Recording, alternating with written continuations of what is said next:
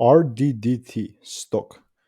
1st of April, is it a buy or not? Let's see where is Reddit stock going next. Reddit stock analysis is very simple, right? We were 14% down. Like it seems like the hype has died down, but honestly, this still looks like a bullish opportunity for me. And I'm going to show you how I would approach this. So watch till the end. Just for context, I'm using my strategy that has previously given me 1,020 to 2023, and I'm telling you this because that is the truth, and I've documented everything. So now looking at Reddit, look, right, this is what my previous technical analysis looked like, and we honestly did manage to kind of tap inside the area, but it never gave me the rules, which is completely fine. There was no way that I would approach this because we kind of gapped down lower. And like I said, very, very strong. If the price only gives me the rules, am I actually going to be bullish? And I've definitely put this all out there. Now, I'm honestly still pretty bullish. This is a great demand area. Coming back inside the zone.